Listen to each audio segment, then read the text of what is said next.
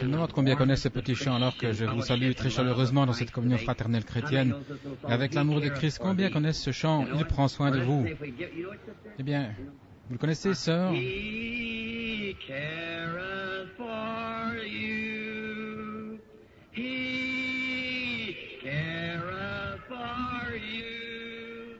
Through sunshine or shadow, He careth for you. Oh, that's fine. Let's try it again now. He careth for you. Il prend soin de vous. He careth for you. Il prend soin de vous. Through sunshine or shadow, Que le soleil brille ou qu'il y ait de l'ombre, He careth for you. il prend soin de vous. Heavenly Father, Notre Père céleste, believe that Thou dost care for us. nous croyons que tu prends bien soin de nous et tu as manifesté ton amour envers nous en ce que tu as envoyé ton propre Fils bien-aimé, le Fils de Dieu innocent, pour prendre la place des pécheurs coupables. Combien nous te remercions d'avoir pris soin de nous et de t'être soucié de nous, de faire ceci. Et nous en sommes tellement reconnaissants, Seigneur, nous sommes heureux de nous rassembler ici cet après-midi sous la canopée des cieux, et nous te demandons tes bénédictions sur cette réunion. Accorde, Seigneur, à chaque homme, femme, garçon, fille ici, de faire une étude profonde des Écritures. Nous faisons face à un monde qui est contrôlé par Satan. Et Père, alors que nous étudions la puissance des démons et ce qu'ils font aux gens, nous te prions de nous donner une grande foi et puissent de grands signes et prodiges se faire, car nous le demandons au nom de Christ et pour la gloire de Dieu. Amen. Nous allons étudier cet après-midi, je pense, rapidement une quinzaine de minutes plus tôt que prévu. Le sujet est la démonologie. Et maintenant, je viens de recevoir un message tout à l'heure de frère Bieler, un de mes amis, et je débute une tournée en Afrique au milieu de juillet. C'est réglé, tout est arrangé maintenant. Et frère Baxter ne pourra pas y aller cette période-là, alors je devrais me rendre en Afrique tout seul. Ainsi, vous devrez prier pour moi maintenant, que le Seigneur m'aide, parce que j'en aurai vraiment besoin. Je m'attends à ce qu'il y ait au moins 200 000 personnes à cette réunion. J'ai une vision écrite ici, et je désire que vous en ayez bénéfice. Elle s'est produite en décembre. J'étais dans la chambre un matin, quand l'ange du Seigneur est entré. Vous voyez, quand j'étais là-bas, j'ai désobéi à Dieu et j'ai attrapé des amibes. Tout le monde sait ce que sont les amibes, ce sont des parasites qui peuvent presque vous tuer. Parce que j'avais fait quelque chose que Dieu m'avait dit de ne pas faire. Combien ont entendu l'histoire? Il y en a certains, je sais, que sur le tabernacle ont entendu raconter ce qui s'est passé. Dieu m'avait dit d'aller à un endroit, et de me tirer éloigné, et d'aller à un autre endroit. Et j'ai laissé les prédicateurs me convaincre de faire le contraire. Bien, les prédicateurs sont des gens formidables, ce sont mes frères, mais écoutez ce que Dieu vous dit, c'est exact. Vous avez une seule mission. Combien se souviennent à un moment donné qu'il y avait 2 prophètes dans la Bible? L'un d'eux, le Seigneur lui avait dit, va à tel endroit et à ton retour prends un autre chemin.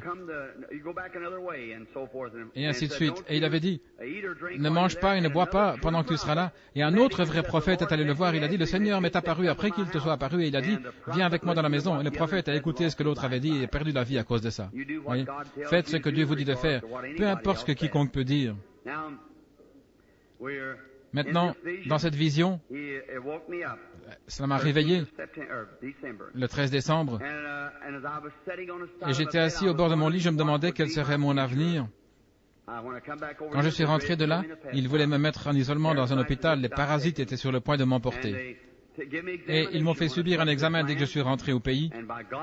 Et par la grâce de Dieu, simplement, ils m'ont permis de retourner chez moi, parce que c'était très disséminé. J'ai prié, j'étais allé voir ces ministres en disant, le Seigneur m'a dit de ne pas prendre cette direction-là. Ils ont dit, oh, Dieu peut parler à quelqu'un d'autre. Corée avait cette idée-là, à un moment donné. Alors je suis allé prendre des feuilles et je les ai déposées sur leurs pieds. Et j'ai dit, souvenez-vous, au nom du Seigneur, si nous faisons ce voyage-là, ce sera un échec et nous allons tous le payer cher. Et certainement nous l'avons payé cher. Oh là là, nous avons tous failli mourir. Alors au retour, on est aux prises avec tant de choses là-bas dans les pays étrangers. Par exemple, il y a une petite puce, si elle vous mord, vous attrapez la fièvre de la tique. Et cette petite chose, quand ça vous mord, vous avez des démangeaisons et vous ne pouvez pas vous gratter. Vous regardez, c'est une petite bestiole noire, ne l'arrachez pas. Elle a une petite tête, elle creuse dans la peau, elle fore un trou comme ceci, elle se fixe là. Et si vous l'arrachez, la tête reste à l'intérieur et il y a un virus qui vous paralyserait. Ainsi, ne vous grattez pas, ne l'arrachez pas. Mettez un peu de graisse de bœuf, comme elle respire par le dos, elle va se détacher. Alors il y a un petit moustique, il ne fait pas de bruit, il arrive enfant dans l'air, il n'a qu'à vous toucher, et c'est tout, vous avez la malaria. Et puis, il y a ce qu'ils appellent le serpent mamba. Et s'il vous mord, il ne vous reste qu'à peu près 2 minutes à vivre après vous avoir mordu. Et puis, il y a le cobra jaune. Vous vivez environ 15 minutes après sa morsure. Et l'un d'eux était si près de mon fils qu'il aurait pu poser sa main sur sa tête. Il était déjà levé prêt à mordre avant que nous tirions dessus. Et il y a le cobra noir. Oh, il y a vraiment de tout. Et puis, il y a les dangers de la brousse, les animaux, les lions, les tigres, les léopards et tous les autres avec lesquels on est aux prises dans la jungle. Et puis, il y a des maladies, vraiment toutes sortes de maladies là-bas. Et vous devez affronter tout ça quand vous y allez. Et en plus, il y a les sorciers des guérisseurs qui sont là pour vous défier de tous les côtés, voyez-vous, et toutes leurs superstitions et tout. Mais combien c'est merveilleux de voir notre Seigneur écarter tout ça d'un geste d'un côté à l'autre, comme ça, et on continue. Et ce soir-là, je me souviens, j'étais là. Je vous en parlerai un de ces jours, ce qui est arrivé à une autre réunion, parce que cet après-midi, je voudrais aborder mon sujet de la démonologie. Mais là, j'étais en réflexion là-dessus, assis à me demander que sera la fin. Et en traversant la mer au retour, je sais que nous avons eu environ 100 000 conversions pendant que nous étions là-bas. Et le vieux frère Bosworth est venu vers moi, il a dit, « Eh bien, frère Bosworth, il a dit, je suis vraiment fier de toi, frère Branham. » Il a dit, « Pour toi, la vie ne fait que commencer. » Je disais, eh bien, ça doit être fini, je suppose. Je disais, j'ai plus de 40 ans, je suppose que j'ai combattu le bon combat et que j'ai achevé la course. Il a dit, plus de 40 ans? Il dit, je ne me suis pas converti avant cet âge-là et je suis encore bien actif. Il avait près de 80 ans. Et je pensais, eh bien, je pense qu'il a raison. Donc il disait, non, tu es simplement un Branham tout neuf maintenant, tu sais mieux comment te prendre avec les réunions. Il disait simplement, si tu t'attaques à l'Amérique comme il le faut avec des réunions au même endroit pendant 6 à 8 semaines, bien organisées, annoncées partout, il disait, tu accompliras quelque chose pour notre Seigneur. Alors on a continué à parler simplement. Et c'était très très agréable. Après un moment, j'ai eu une vision. Quand j'étais en Amérique, une vision qui me renvoyait en Afrique. Et elle me montrait cette même réunion à Durban. Et la première réunion disparaissait peu à peu dans l'histoire en direction de l'ouest. La deuxième réunion est apparue. Et à ce moment-là, elle était encore plus grande que la première. Et j'ai entendu un cri, et un ange venait du ciel. Il tenait une lampe puissante. Et l'ange du Seigneur qui se tient près de nous ici, se tient toujours à ma droite, de ce côté-ci. Il se tenait là et il se déplaçait en tournoyant. Et j'ai vu cet homme au-dessous de lui. Maintenant, ce n'est pas une vision. C'est tout aussi réel que de me regarder moi. Vous pouvez l'entendre marcher, vous parler. N'importe quoi, c'est tout aussi réel. Ce n'est pas une vision. Cet homme se tient là, exactement comme vous. Et sa voix, c'est exactement comme si c'était la mienne ou comme si c'était la vôtre. Mais une vision, c'est quelque chose qui éclate devant vous et vous le voyez comme ça. Mais cet homme-là, il s'approche simplement, il se tient là. Alors il m'a dit ce qui allait arriver. Et il a dit, cet ange est descendu, et il m'a dit de retourner et de regarder dans cette direction, et ça semblait être en direction de l'Inde. Je ne dis pas que c'est en Inde, mais c'est près de là. Mais c'était des Indiens, en effet les Africains. Eux, ce sont de grands costauds, de forte corpulence. Certains d'entre eux mesurent plus de 2 mètres et pèsent 140, 150 kilos, des costauds, les Zoulous. Et il y a les Shanghai, les Soto, et il y a beaucoup de tribus différentes. Et il y avait 15 tribus différentes assises là, ce jour-là, auxquelles je parlais. Je disais une parole comme Jésus-Christ, le Fils de Dieu, et j'allais boire un petit peu d'eau, en attendant que ce soit transmis par tous les interprètes. L'un disait, il y avait toutes sortes de bruits. Dans le temps, je me disais, quand j'entendais les pentecôtistes parler en langue, alors que peut-être l'un parlait en émettant un certain son et que l'autre parlait en émettant d'autres sons, voyant comment était-ce possible, mais je crois que la Bible a raison. Il n'y a aucun son qui soit sans signification. Certains disaient bleu, bleu, bleu, bleu. Ça voulait dire Jésus-Christ, le Fils de Dieu. Et l'autre faisait cloc, cloc, cloc, cloc. Et c'était Jésus-Christ, le Fils de Dieu, dans sa langue à lui. Donc, quel que soit le son qui s'est produit, il a un sens quelque part. C'est exact. Quel que soit le bruit qui est produit, il a un sens pour quelqu'un quelque part. Et il transmettait ça. Et j'ai remarqué qu'à ma gauche, quand cet ange était descendu et que j'ai vu comme une foule, et c'était des hommes, ils avaient comme une espèce de drap autour de leur corps qui les enveloppait et attachés comme un petit bébé, les langes. Et tout ce que je pouvais voir à perte de vue, c'était des gens. Alors cet ange a allumé une grande lampe qui oscillait et elle s'est mise à faire un mouvement de va-et-vient comme ça. Et jamais de ma vie je n'ai vu autant de gens. Et alors cet autre ange est venu très près de moi et il a dit, il y en a 300 000 à cette réunion. Et je l'ai écrit ici. Et écrivez-le sur un petit bout de papier comme quand j'avais raconté le petit garçon qui ressusciterait en Finlande. Notez-le sur la page de garde de votre Bible quelque part. Qu'à cette réunion, il va y avoir une réunion et vous en entendrez parler par quelques moyens de diffusion. Il y aura 300 000 personnes qui assisteront à cette réunion. Maintenant, voyez si c'est pas vrai. Elle sera donc 3 fois plus grande que l'autre. 300 000 personnes qui assisteront à la réunion. Et je suis tellement heureux de pouvoir y aller. Je ne sais pas quoi faire parce que j'aime gagner des âmes pour notre Seigneur. Et là-bas, une fois, d'avoir vu 30 000 païens primitifs venir à Jésus-Christ à la suite d'un seul appel à l'autel. 30 000 païens primitifs. Maintenant, abordons notre sujet rapidement. Hier, nous avons étudié la technique des démons. Je pensais aujourd'hui, alors que Dieu traitait avec moi, vous ne savez pas ce que ça représente d'avoir la liberté d'aller de l'avant. Je ne suis pas un enseignant, je suis loin d'être un conférencier de la Bible. Et mon instruction se limite à une 7e année. Et je suis sorti de l'école il y a environ 25 ans. Ça fait longtemps. Et je n'ai pas beaucoup d'instructions, mais tout ce que je sais, c'est ce que je reçois par inspiration. Et si cette inspiration ne concorde pas avec la Bible, alors elle est fausse, voyez.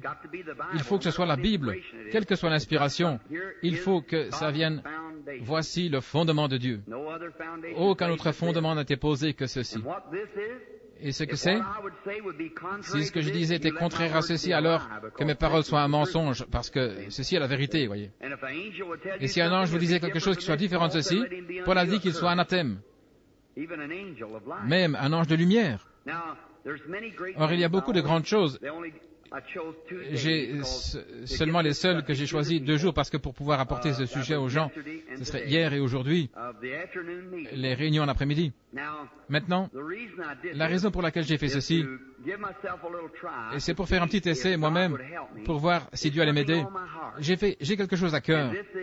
Et c'est qu'après ce grand message, et après que Dieu lui-même a confirmé que ce que j'ai dit est bien la vérité dans sa parole, par sa parole, d'abord, et ensuite par les signes et prodiges. Maintenant, je pense que, muni de la vérité de l'Évangile pour l'Église, j'ai une obligation envers Dieu d'apporter ceci à l'Église. C'est exact. Elles sont tellement divisées en tant d'organisations différentes et de branches sectaires que chacune, c'est un tort, c'est faux. Nous sommes tous les enfants de Dieu quand nous sommes nés de nouveau, vous voyez. Et la vérité de la chose, c'est que Dieu veut que nous sachions cela, que nous sommes ses enfants. Maintenant, souvenez-vous, le temple de Salomon a été taillé partout dans le monde.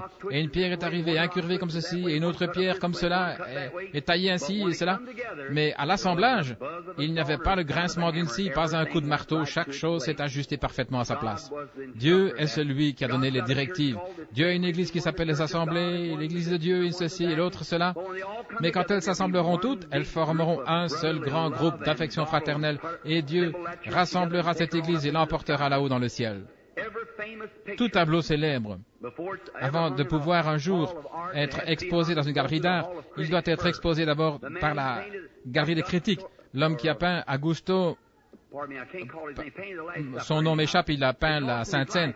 Ça lui a demandé toute sa vie. Il a peint ce tableau.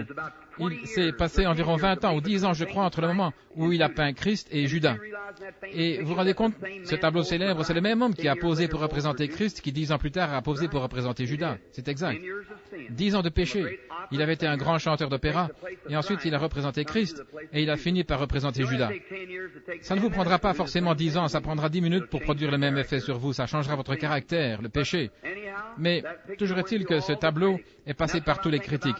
Et c'est ce que je pense de l'Église de Dieu, ce groupe qu'on appelle, eh bien, je ne dis pas ceci pour faire une remarque désobligeante. J'ai navigué sur toute la mer et j'en suis à mon 3e voyage autour du monde. Et les gens disent « Holy Rollers, bande d'exaltés ». J'ai cherché partout dans le monde et j'ai encore jamais trouvé un exalté. C'est un nom que le diable a collé sur les gens, c'est tout. Un exalté, Holy Roller, ça n'existe pas. J'ai les statistiques de 668 églises différentes qui existent. et qui sont organisées dans le monde. Et il n'y en a pas une seule qui s'appelle Holy Rollers. Et ça provient du gouvernement. Je ne connais pas une seule église de Holy Rollers. Ah, c'est un nom que le diable a donné. Mais maintenant, malgré tout ceci, toutes ces choses, Dieu a peint un tableau. Et à un moment donné, ces petites églises qu'il y avait là autrefois, certains d'entre vous, je regarde ces hommes aux cheveux gris. Mon garçon, hier, j'étais dans mon bureau en train d'étudier, et un ministre est entré en passant. J'aimerais donner la main à ton papa. Évidemment, mon garçon a été à l'école de frère Baxter et les autres, et c'est carrément, non, un point c'est tout, tout de suite. Je n'aime pas ça, voyez. Peu importe. Évidemment, je ne peux pas être à la fois serviteur des hommes et serviteur de Dieu. Mais moi, ce que je trouve, j'aime serrer la main de mes frères. J'aime faire cela. Il y a quelque chose à ce sujet. J'aime serrer la main d'un ministre, et pas seulement d'un ministre, mais de tout enfant de Dieu. J'aime le faire. Je n'en savais rien jusqu'au moment où ma femme m'en a parlé un peu plus tard. Eh bien, s'il avait dit à ce ministre, un petit instant, il s'est retiré pour prier, et je vais voir ce qu'il en dira, eh bien, ça aurait été mieux. Alors, je lui ai donné une petite correction à ce sujet, de ne pas faire ça, voyez. Ainsi, c'est vrai, on ne peut pas venir tout de suite, chaque fois, comme le frère le disait tout à l'heure. Si on le fait, alors le soir, je serai épuisé, vous voyez. Les gens se mettent à parler, et peut-être que chacun a une maladie, et quand ils se mettent à en parler tout de suite, voilà l'ange du Seigneur qui est là pour dire ce qu'il en est. Il y a quelqu'un qui est assis ici, qui me regarde maintenant, en ce moment, et qui sait que c'est bien la vérité quand c'est arrivé. Il y a quelques minutes, environ 1h30, une dame qui est assise là.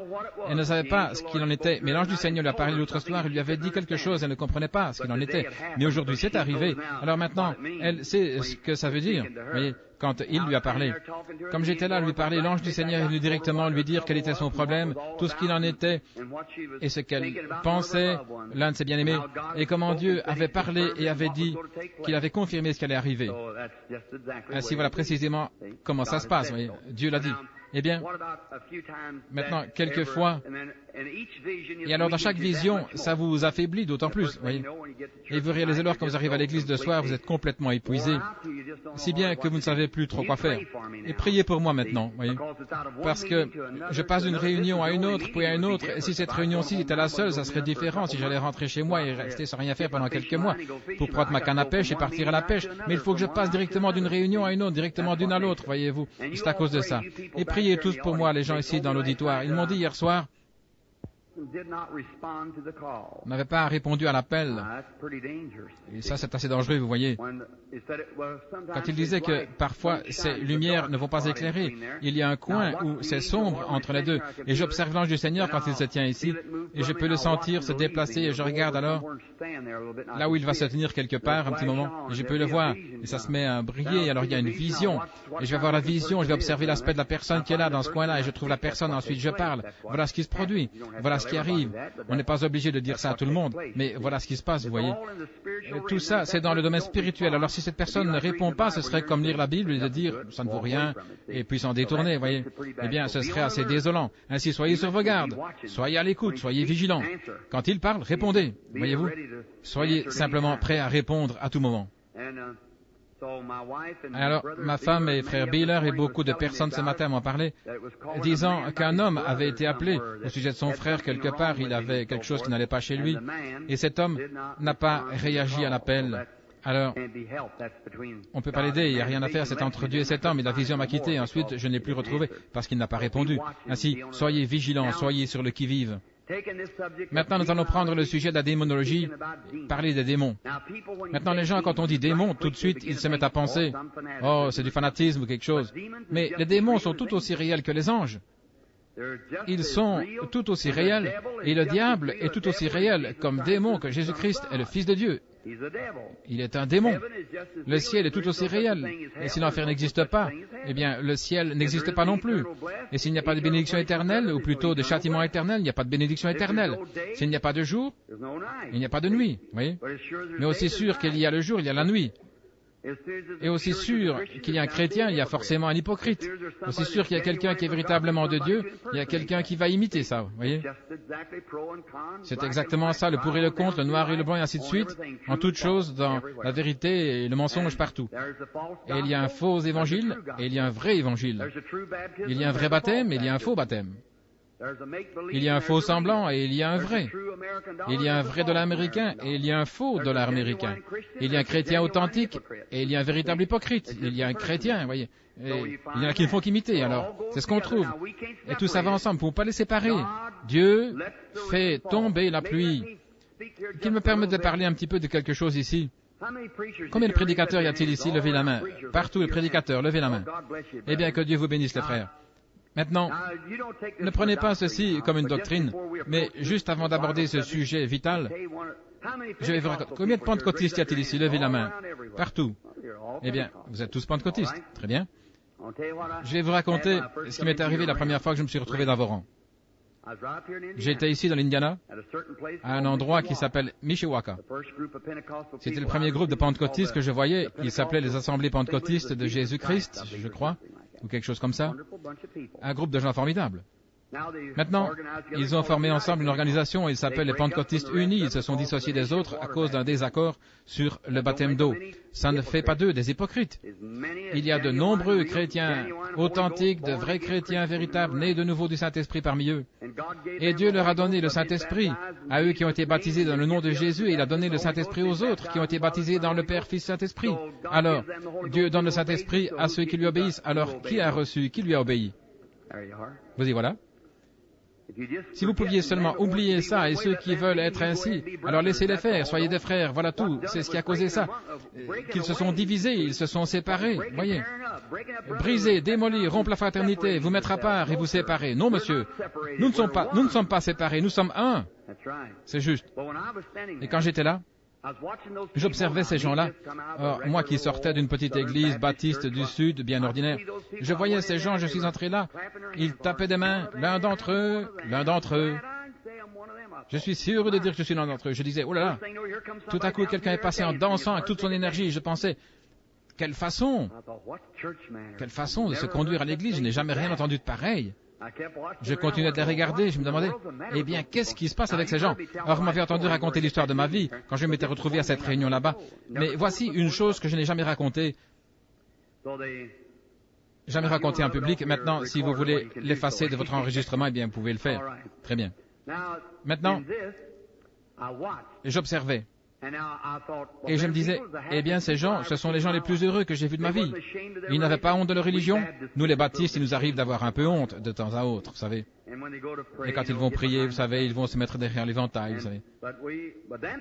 Mais ces gens-là, frère, ils avaient de la religion partout, dedans, dehors, partout sur eux. Et je me souviens ce soir-là, quand je suis monté sur l'estrade, ils avaient dit tous les prédicateurs sur l'estrade. C'était une convention, ils étaient obligés de la faire ici, au nord, à cause des problèmes raciaux. La loi de Jim Crow du Sud. Alors ils s'étaient tous rassemblés là de partout. Alors j'étais assis sur l'estrade.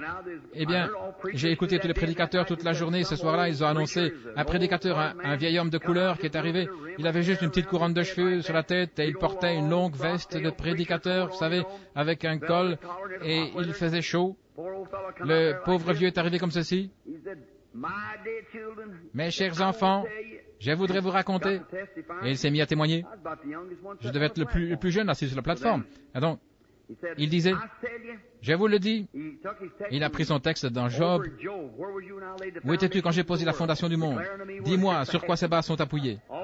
Tous ces autres prédicateurs avaient prêché au sujet de Christ, quelque chose qu'on avait l'habitude d'entendre. Je les avais écoutés. J'avais pris plaisir. Mais pas ce vieux-là. Il est retourné dans le passé environ 10 000 ans avant le commencement du monde.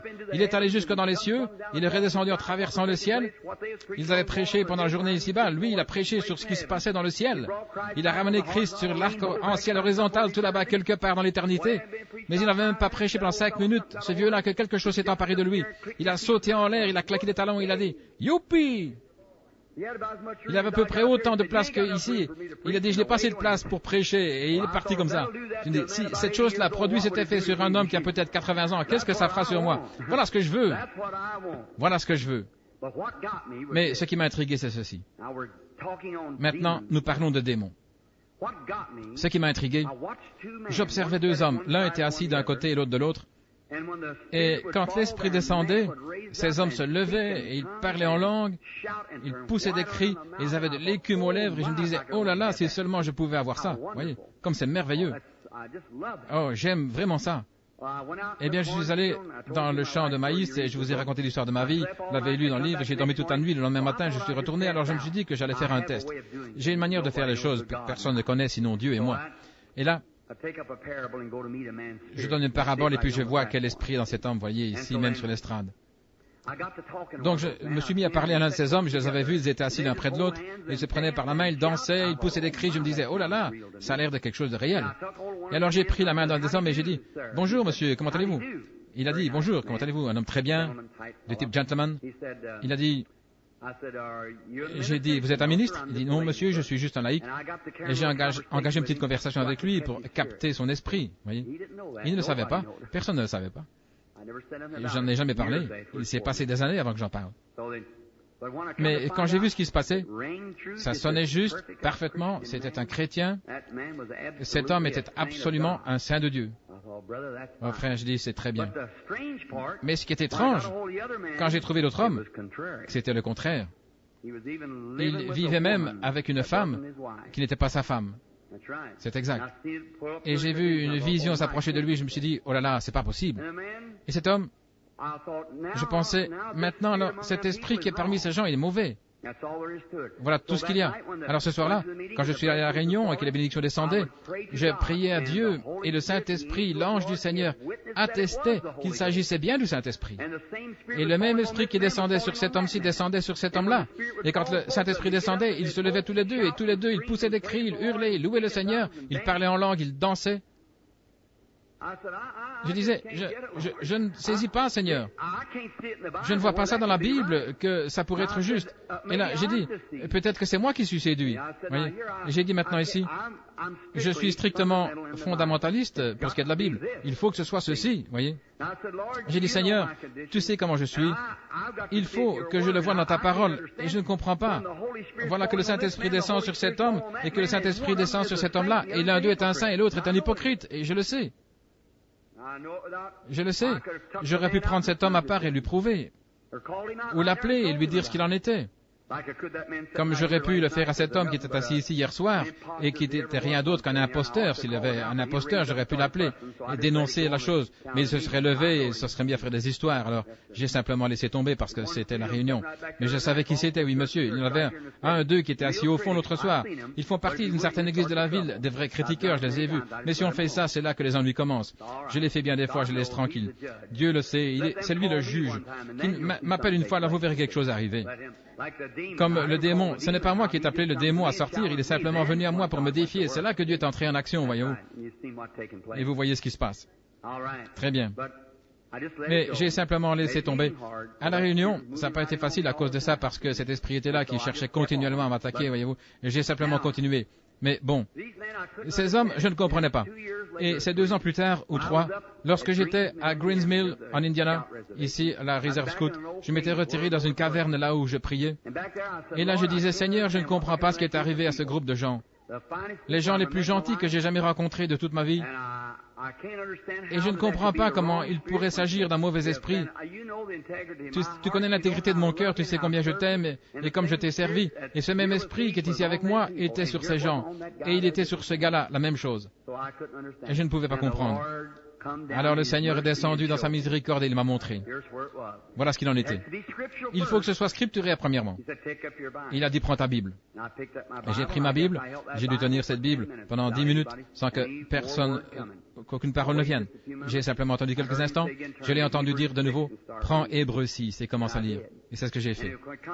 Et arrivé au passage là, où il a dit, la pluie tombe souvent sur la terre pour l'abreuver et la préparer, la prêter, mais les épines et les chardons qui sont prêts d'être rejetés, on finit par y mettre le feu. Et c'est là que j'ai saisi. Je me suis dit, voilà ce que c'est. Grâce soit rendue à Dieu, voilà ce que c'est. Vous voyez? Maintenant Jésus a dit, un semeur est sorti pour semer des semences, n'est-ce pas? Vous tous, vous êtes chrétiens ici, tout le monde a levé la main, en tout cas, des pentecôtistes, des chrétiens nés de nouveau. Très bien. Et il a dit, un semeur est sorti pour semer des semences et pendant qu'il dormait, son repos, la mort, dans l'intervalle, vous voyez, pendant qu'il dormait, un ennemi est venu semer de l'ivraie dans ce champ. De l'ivraie, qu'est-ce que c'est? Des mauvaises herbes, des ronces et tout.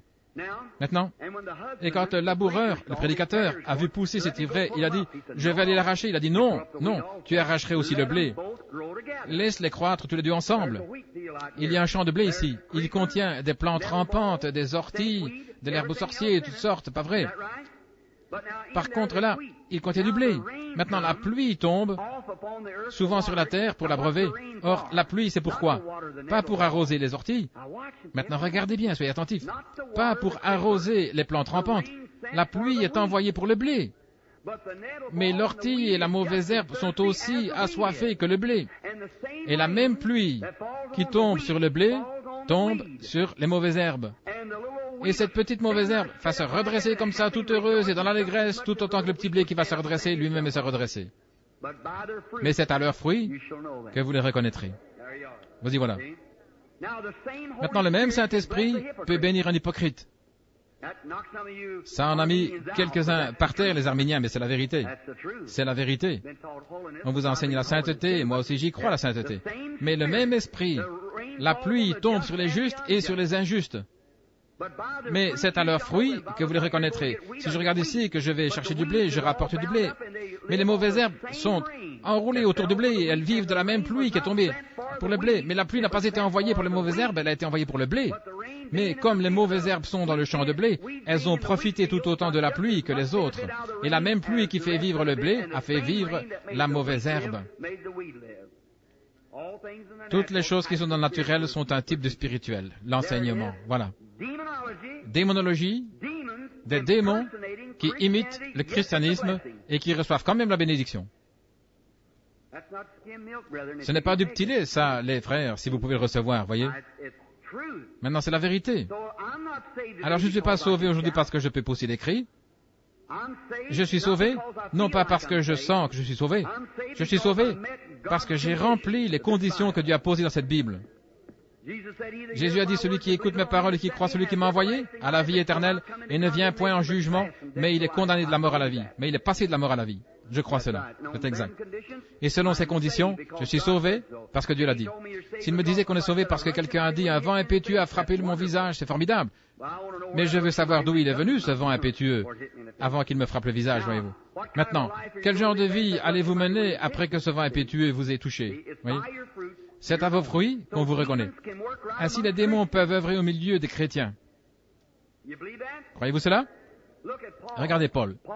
Paul a dit, c'est ici que la pluie des derniers jours, s'il y en a ici, pardonnez-moi, si je dis quelque chose contre vous, je ne dirai rien contre vous, pas plus que je n'en dirai contre les assemblées ou les baptistes, n'importe qui, mais la vérité est la vérité. Où vous avez dévié, c'est ici, vous faites des prophéties, des prophètes de ces hommes et de ceux qui ne sont pas des prophètes. On n'est pas prophète parce qu'on nous a imposé les mains, mais un prophète, il est né prophète, voyez. Et dans la Bible, il y a un don de prophétie, et c'est là que vous faites l'erreur. La différence entre le don de prophétie et un prophète. Le don, Dieu, à plusieurs reprises et de plusieurs manières, a parlé à nos pères par les prophètes dans ces derniers jours à travers son Fils Jésus-Christ. Et il y a 9 dons spirituels en action dans le corps de Christ. Et ça pourrait être sur cette femme-ci ce soir, la prophétie. Il se pourrait que ce ne soit plus le reste de sa vie. Il se pourrait que ce soit sur cette femme-ci et sur cet homme le soir d'après et la fois d'après. Ça ne fait pas d'elle un prophète. Ça ne fait de personne un prophète. C'est un don de prophétie en vous.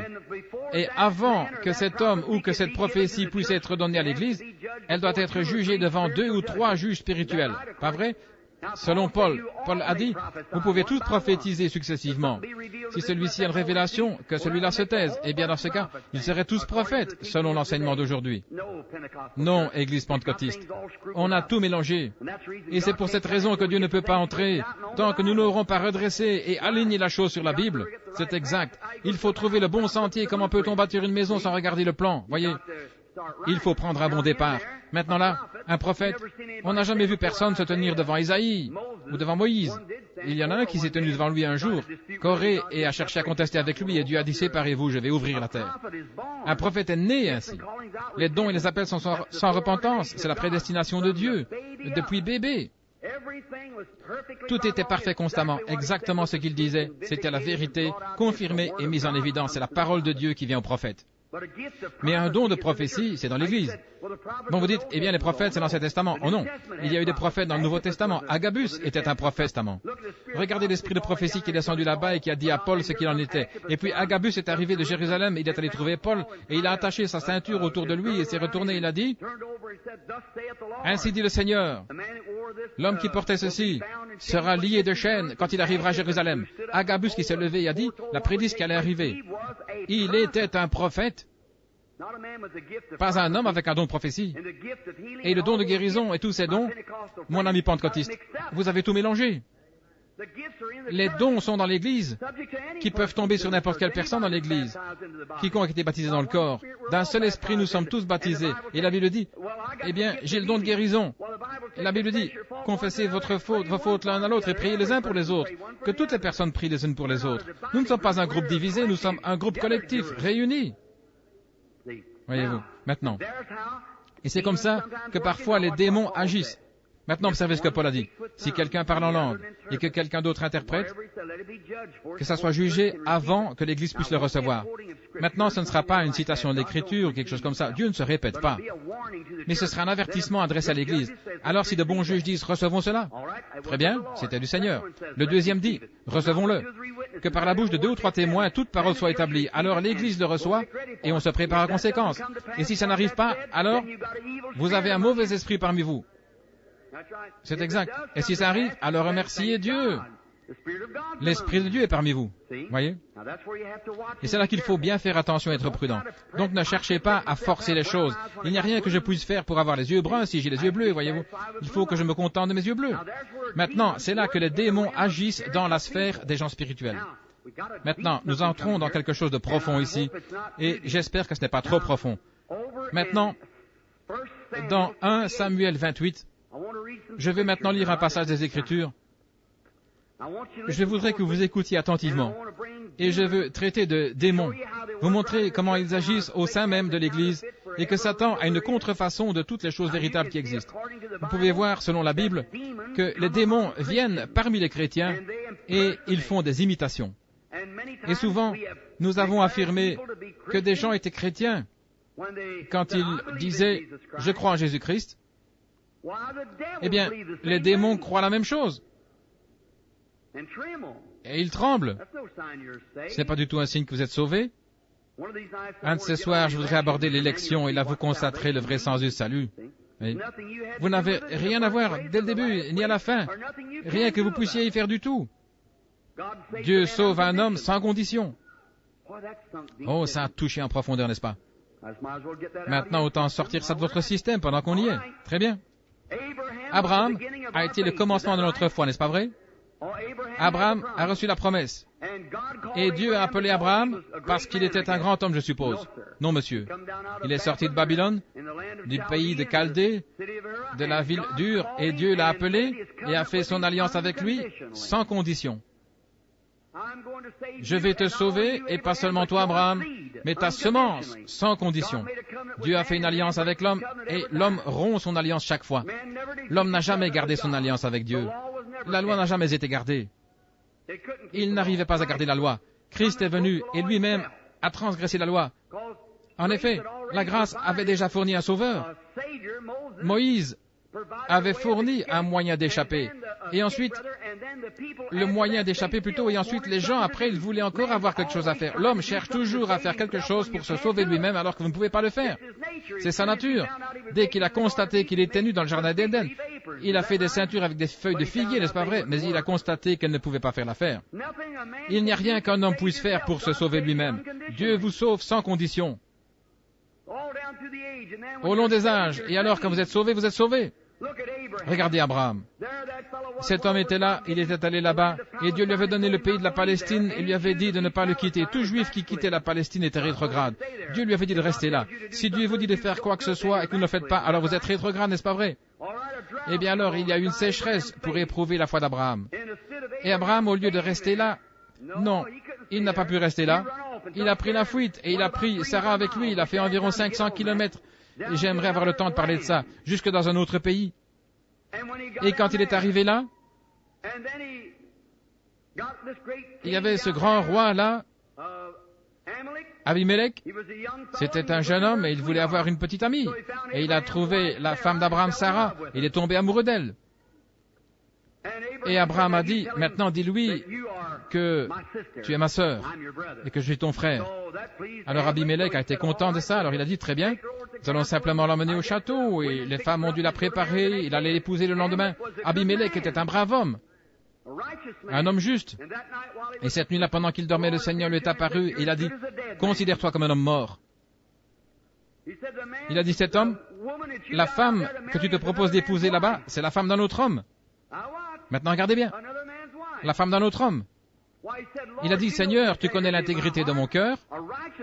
Un homme juste, saint, tu connais l'intégrité de mon cœur. Cet homme m'a dit que c'était sa sœur. Et ne m'a-t-elle pas dit elle-même que c'était mon frère? Il a dit, Dieu a dit, je connais l'intégrité de ton cœur et c'est pour cette raison que je t'ai pas laissé pécher contre moi. Mais c'est mon prophète. Alléluia. Qu'était-il? Rétrograde. Et un petit filou qui mentait. Pas vrai? Oh non, des petits mensonges pieux, ça n'existe pas. Ou ce sont des mensonges tout noirs, ou bien ce ne sont pas des mensonges du tout. Cet homme qui était là, il a carrément dit un mensonge en disant que c'était sa sœur, alors que c'était sa femme. Il tournait autour du pot, et il était rétrograde. Et ici, il y avait un homme juste, qui s'est tenu devant Dieu, et qui a dit, Seigneur, tu connais mon cœur, mais je n'écouterai pas ta prière, Abimelech. Mais ramène-la lui, et qu'il prie pour toi, il est mon prophète, lui je l'écouterai. Un rétrograde, un menteur, mais c'est mon prophète. N'est-ce pas la vérité? C'est la Bible. Maintenant, n'allez pas trop loin avec ça du côté calviniste. Une fois sous la grâce, toujours sous la grâce, parce que vous vous trouvez dans la disgrâce, voyez. Un petit instant là. Nous aurons le temps cette semaine de revenir là-dessus pour vous montrer que c'est bien tout à fait juste. Mais n'allez pas croire que, parce que vous avez fait quelque chose de mal, que vous êtes fichu à tout jamais. Vous êtes un enfant de Dieu, vous êtes né de l'Esprit de Dieu, vous êtes des fils et des filles de Dieu. Et les fruits en rendront témoignage eux-mêmes. Vous y voilà. Maintenant, nous voici installés dans le pays. Maintenant, je voudrais lire ici le verset 6. Et Saül interrogea l'Éternel, et l'Éternel ne lui répondit pas, ni par songe, ni par l'Urim, ni par un prophète. Et Saül dit à ses serviteurs, « Cherchez-moi une femme qui évoque les esprits, et j'irai vers elle, et je la consulterai. » Je pourrais vraiment taper sur quelque chose ici pendant seulement. Cherchez-moi une femme qui évoque les esprits. Et son serviteur lui dit, voilà, il y en a une à Endor, une femme qui évoque les esprits. Et Saül se déguisa et revêtit des vêtements et d'autres vêtements, et il s'en alla et 2 hommes avec lui, et ils vinrent de nuit chez la femme, et ils dirent, appelle pour moi, je te prie, par un esprit, et fais-moi monter celui que je te dirai. Et la femme lui dit, voici, tu sais que ce que Saül a fait. Il a retranché du pays tous les évocateurs d'esprit et diseurs de bonne aventure. C'est pourquoi dresses-tu un piège à mon âme pour me faire mourir? Et Saül répondit, lui jura par l'Éternel disant, l'Éternel est vivant, tu ne seras pas puni. Et la femme dit, qui te ferai-je monter? Et il dit, fais-moi monter Samuel. Et quand la femme vit Samuel, elle poussa un grand cri. Et la femme parla à Saül, disant, pourquoi m'as-tu trompé, car tu es Saül? Et le roi lui dit, n'aie pas peur, mais que vois-tu? Et la femme dit à Saül, je vois des dieux qui montent de la terre. Et il lui dit, quelle était sa forme? Et elle dit, c'est un vieillard qui monte, et il est enveloppé d'un manteau. Évidemment, c'est ce manteau de prophète, voyez. Et Saül perçut que c'était Samuel. Et il se tint là, le visage contre terre, et se prosterna. Et Samuel dit à Saül, pourquoi as-tu troublé mon repos et m'as-tu fait monter? Et Saül répondit et dit, je suis dans une grande détresse parce que les Philistins me font la guerre, et Dieu s'est retiré de moi, et ne me répond pas, ni par un prophète, ni par un songe. Et donc je t'ai appelé pour me faire savoir ce que je dois faire. Et Samuel dit, pourquoi m'interroges-tu quand l'Éternel s'est retiré de toi et qu'il est devenu ton ennemi? Et l'Éternel a fait pour lui-même comme il me l'a dit. Et l'Éternel a déchiré son royaume d'entre tes mains et l'a donné même à David. Maintenant, beaucoup d'entre vous, vous connaissez bien ceci. Nous voulons nous y mettre sans tarder, que Dieu nous aide pendant quelques instants. Maintenant, regardez. Il y avait un homme, Saül, qui était considéré à un moment donné comme un prophète, car il prophétisait avec les prophètes. Pas vrai, les enseignants? Maintenant ici, l'homme était rétrograde, pas vrai? Mais rappelez-vous où Samuel a dit qu'il serait avec lui le lendemain. Il est parti prématurément, voyez. Très bien. Si vous ne voulez pas écouter Dieu, Dieu vous ôtera de la terre. Regardez dans l'Épître des Corinthiens, là comment Paul a mis ces gens en ordre. Il a dit d'abord, je rends grâce à Dieu à votre sujet, de ce qu'il n'y ait pas de telles choses parmi vous et que de ce qu'il ne vous manque aucun don spirituel. Il leur disait ce qu'ils étaient positionnellement en Christ. Ensuite, il est passé à l'attaque. Il les a corrigés. Il leur a parlé des femmes prédicateurs, de ce qu'ils faisaient et qu'ils mangeaient à la table du Seigneur. Et il y avait même un homme qui vivait avec sa belle-mère.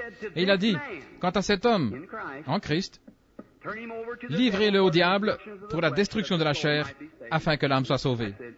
Voilà. Livrez-le. La Bible dit, c'est pour cela qu'il y a beaucoup d'infirmes et de malades parmi vous, et qu'un grand nombre dorment, partis prématurément à cause du péché. Dieu vous a retiré du chemin, un bon signe que vous étiez un chrétien, si vous avez été retiré. Et maintenant, remarquez, Saül était considéré comme l'un des prophètes, ou comme faisant partie des prophètes, parce qu'il avait prophétisé. Et là, il était rétrograde parce qu'il avait désobéi à Dieu, et son royaume lui avait été arraché d'entre les mains. Il avait été placé entre les mains de David, que Dieu avait oint par Samuel avec la cruche d'huile. Maintenant, remarquez. À l'époque, il y avait 3 moyens par lesquels il pouvait découvrir les choses de la part de Dieu. Le premier était le prophète. Le deuxième était un songe. Et le troisième était l'Urim Tumim. Et aucun d'eux ne voulait répondre. Mais vous savez ce qu'est un prophète. Vous savez ce qu'est un songe spirituel. Et vous savez ce qu'était l'Urim Tumim. Vous savez, l'autre jour, j'ai demandé à un homme quelque chose au sujet de l'Urim, et cet homme n'a pas pu me dire ce que c'était. L'Urim Tumim. Évidemment, c'est Dieu qui répondait par ces choses, voyez. Et le diable produit une contrefaçon de chacun. Le devin, le faux prophète, et celui qui regarde dans les boules de cristal. Voyez. Maintenant, l'Urim Tumim était accroché à la poitrine d'Aaron. L'Urim Tumim la couvrait de pierre, et on l'accrochait dans le temple, et quand ils n'étaient pas certains, ils allaient devant Dieu pour la réponse, et une lumière brillait sur cet Urim Tumim, là pour faire savoir si c'était la volonté de Dieu ou pas. Quand l'Urim Tumim ne répondait pas, alors ça, c'était la réponse directe de Dieu. Maintenant, l'Urim Tumim d'aujourd'hui, le 10 heures de bonne aventure a pris une boule de cristal pour imiter ça, une fausseté. Dieu est dans une trinité, les pouvoirs de Dieu sont dans une trinité, et le diable est dans une trinité, et ses pouvoirs sont dans une trinité. Je peux le prouver par la Bible. Et cet Urim Tumim, c'est tout simplement la boule de cristal que le diable utilise aujourd'hui. Et le faux prophète, ici aujourd'hui, celui que nous avons maintenant, ou la magicienne, ou 10 heures de bonne aventure, c'est ce qui a remplacé le prophète du côté du diable. Vous voyez ce que je veux dire? Maintenant, l'Urim Tumim aujourd'hui, c'est cette Bible. Si quelqu'un a donné une prophétie ou un songe, et que ça ne concorde pas ou ne se reflète pas dans la Bible de Dieu, c'est faux. Ne le croyez pas. Dernièrement, un homme est venu me voir, il vient de l'Inde, où je dois aller prochainement, un brave petit prédicateur. Il disait, Frère Branham, je suis venu ici, il disait, une femme avait le Saint-Esprit, il disait, c'était une femme tellement charmante, tellement gentille, et elle s'est mariée 4 fois et elle vivait avec son 4e mari. Et j'ai dit, eh bien, comment est-ce possible, Seigneur? Il disait, je suis allé le consulter, et j'ai dit, oh, gloire à Dieu, alléluia, loué soit le Seigneur, tout simplement ce genre de gars-là, vous savez.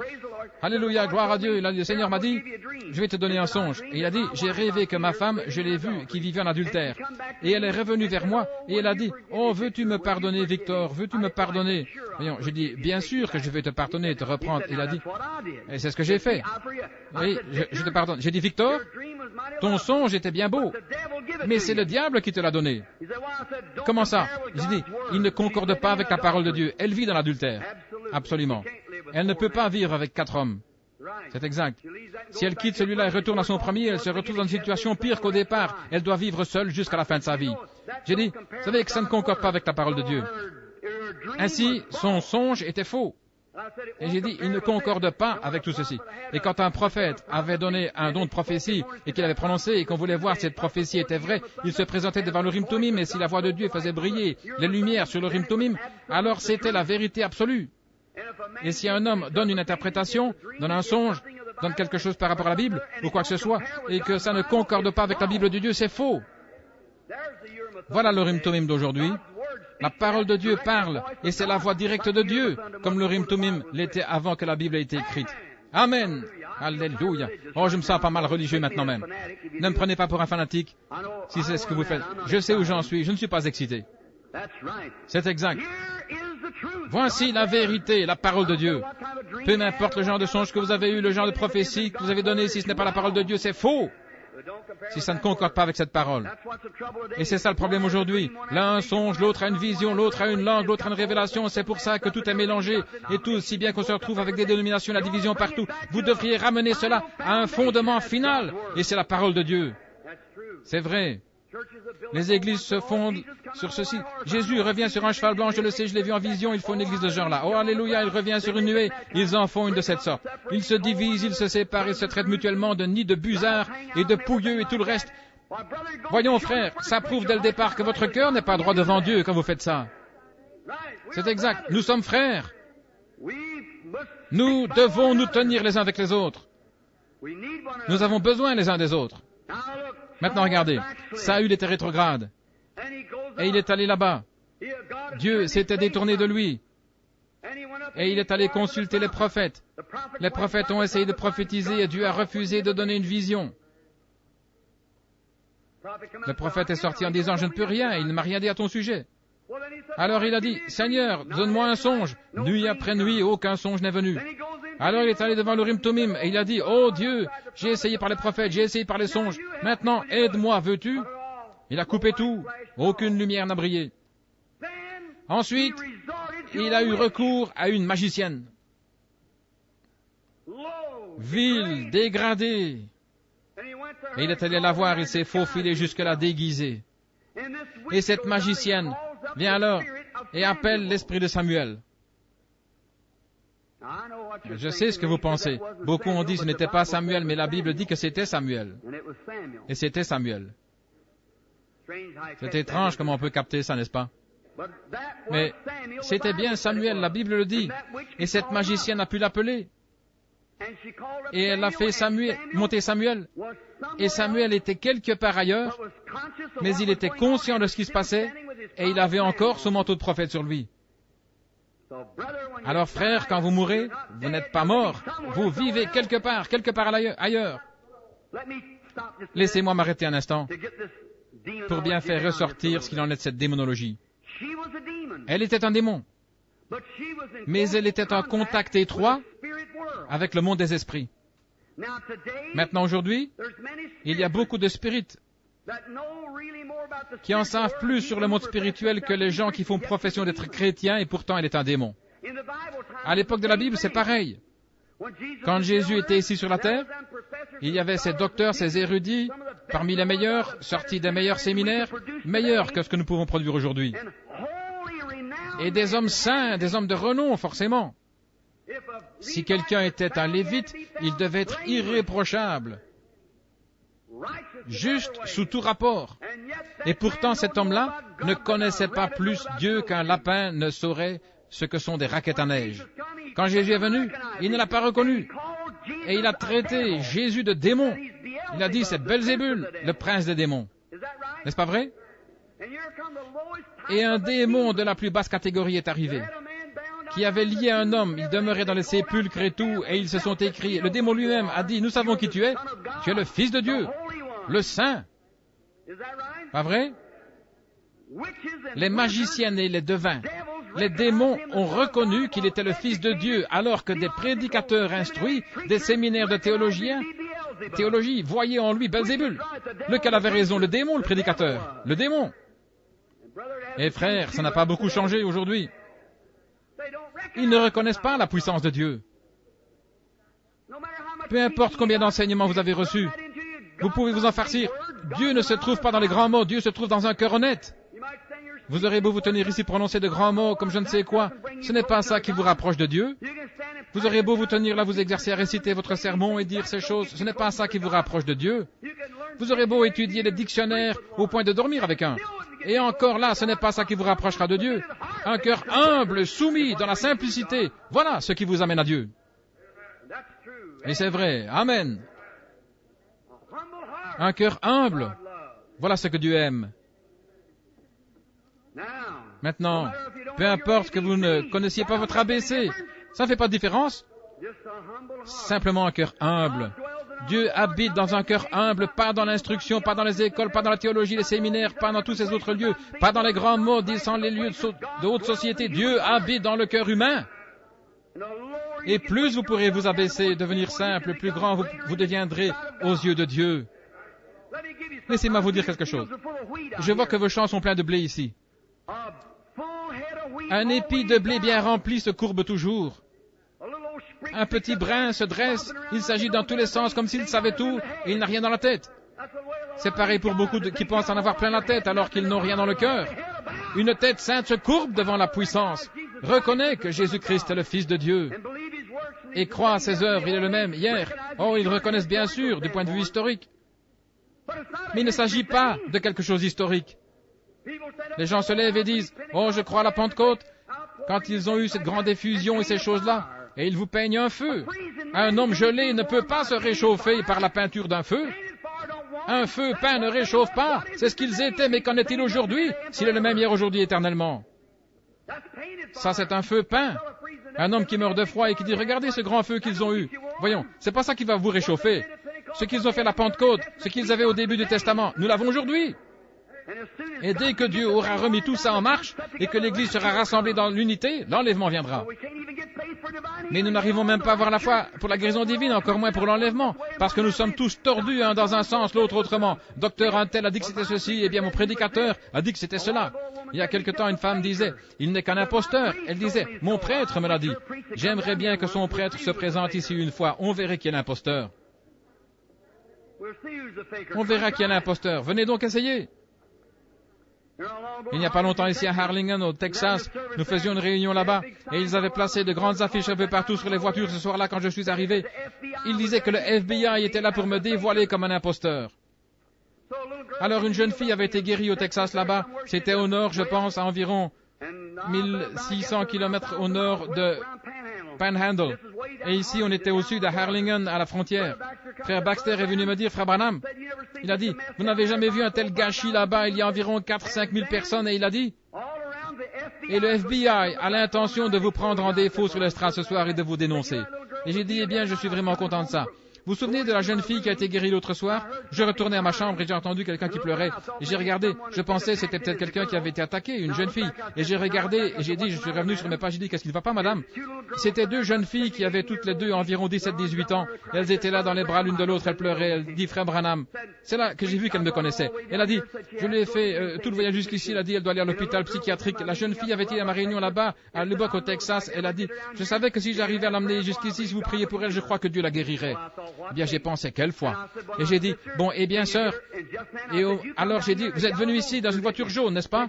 Elle a dit, oui. Et j'ai dit, votre mère est invalide. Elle a dit, c'est exact. Et vous êtes membre de l'église méthodiste. C'est exactement la vérité. Et j'ai dit, quand vous étiez en route pour venir ici, votre voiture s'est presque retournée. Vous et cette jeune fille, vous étiez en train de rire. Quand vous êtes passé, où c'était à moitié du béton et à moitié en asphalte, dans un virage. Elle a dit, Frère Branham, c'est la vérité. J'ai dit, ainsi dit le Seigneur, la jeune fille est guérie.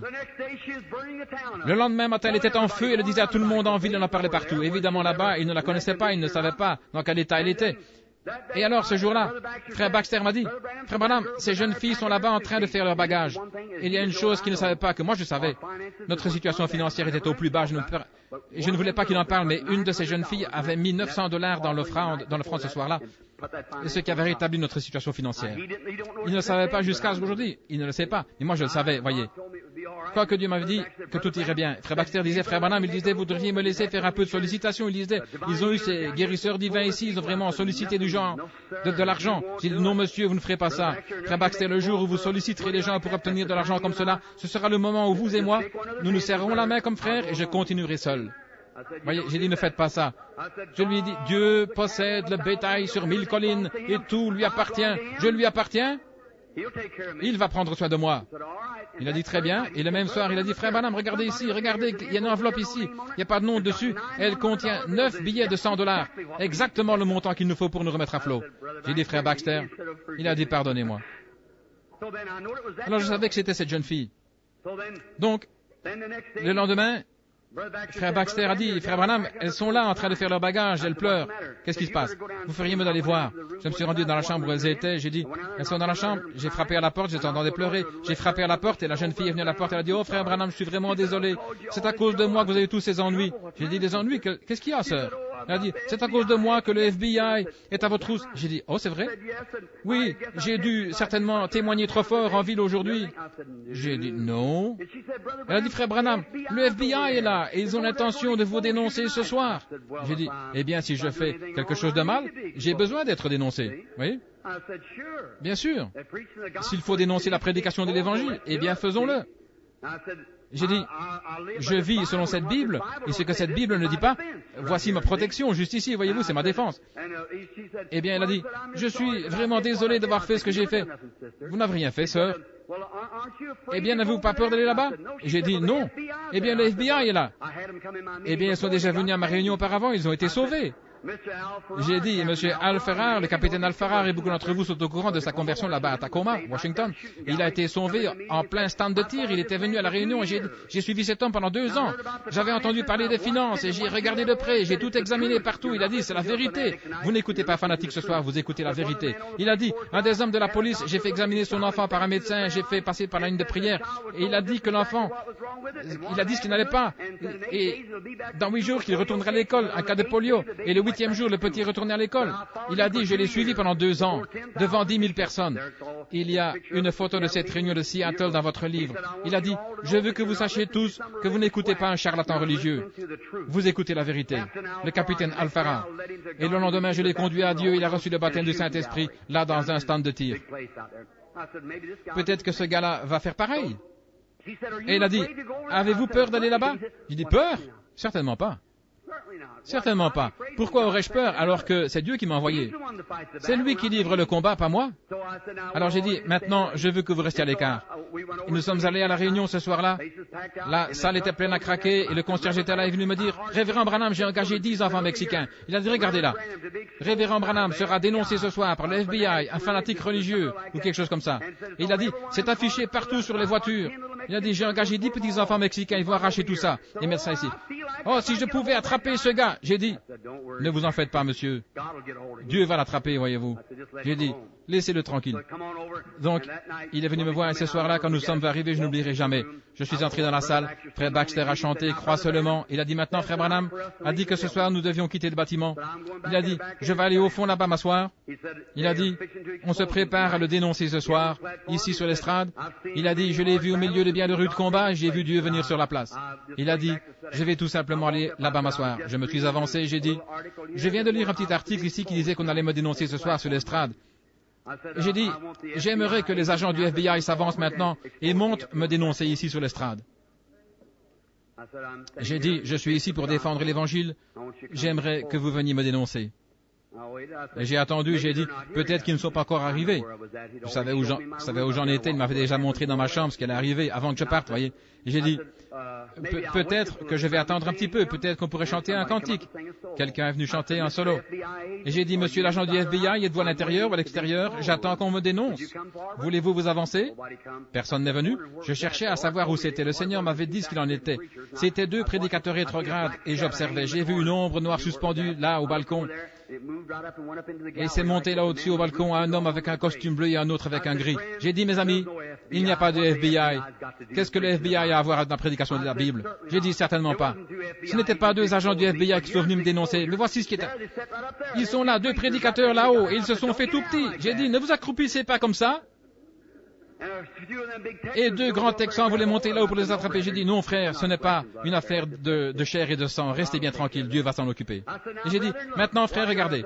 Pendant que vous êtes là-haut, regardez par ici. J'ai dit, si vous avez dit que j'étais Simon le magicien, pratiquant la sorcellerie et que j'ensorcelais les gens. J'ai dit, si je suis Simon le magicien, alors vous êtes les hommes de Dieu. Maintenant, descendez et venez ici sur l'estrade. Et si je suis Simon le magicien, que Dieu me foudroie, mort. Et si je suis le prophète de Dieu, venez ici et que Dieu vous foudroie. Maintenant, nous allons voir lequel est le vrai et le faux. Et nous allons chanter un cantique. Ils sont sortis, on ne les a jamais revus. J'ai dit, venez, si je suis Simon le magicien et que Dieu me foudroie. Et si je suis le prophète de Dieu, alors Dieu vous foudroiera quand vous viendrez sur cette estrade. Si je suis dans le vrai devant Dieu, Dieu vous fera mourir sur cette estrade. Ils s'en sont bien gardés. C'est exact. Ils s'en sont bien gardés. Ils avaient entendu parler de ce qui s'était passé à d'autres endroits. C'est exact. Dieu est encore Dieu. Il répond. Maintenant, cette magicienne d'Endor, elle a fait monter l'esprit de Samuel. Et Saül a parlé à Samuel. Vous allez peut-être vous demander comment cela a pu se faire. Cela ne peut pas se faire aujourd'hui. Non, monsieur. En effet, le sang des taureaux et des boucs, c'était seulement en attendant le moment de l'accomplissement. Quand un homme mourait, les prédicateurs, appuyez-moi si vous pensez que c'est exact, quand un homme mourait, il mourait sous l'expiation d'un animal, et son âme allait au paradis. Et c'est là qu'il restait jusqu'au jour de la rédemption. Et son âme se trouvait là. Je vais dessiner un petit tableau ici. Combien ont lu mon article ou l'article qu'ils ont écrit à mon sujet dans le Reader's Digest, le numéro d'octobre, de novembre? Très bien. Avez-vous remarqué comment c'était? Avez-vous remarqué environ 2 ou 3 semaines avant ça? Il y a eu ce grand médium réputé qu'on met à l'épreuve depuis longtemps, Madame Pepper.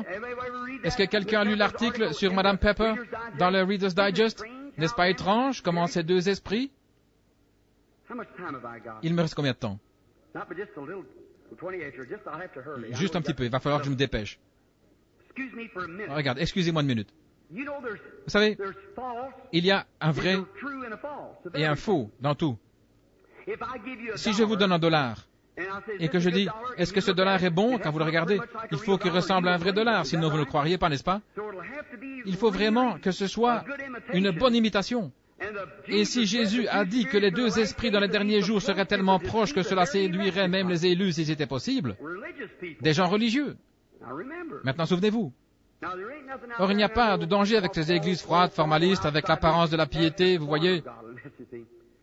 Mais ces deux esprits, les vrais esprits, allaient être si proches que cela séduirait même les élus, comme ils œuvraient côte à côte dans les derniers jours. Est-ce que Jésus a dit cela? Il l'a dit. Maintenant, regardez, les amis, je vais vous brosser un petit tableau. Je voudrais que vous regardiez ici. Donnez-moi toute votre attention, parce que je vais vous donner une parabole. Et alors vous verrez. Dans le Reader's Digest, il était écrit là, j'étais là-bas, avec 2700 personnes qui attendaient compris pour elle là-bas. Lisez l'article.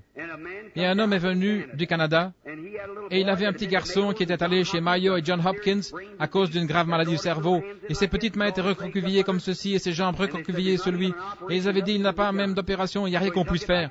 Alors il a ramené au Canada, il a dit, je ne m'avoue pas vaincu. Procurez-vous le numéro de novembre de Reader's Digest où on parle du miracle de Donnie Morton. Et dans cet article, cet homme a dit, je ne m'avoue pas vaincu, parce que je connais quelqu'un qui guérit par la foi du nom de William Branham, grâce à qui 2 de mes amis qui étaient sourds et muets parlent et entendent.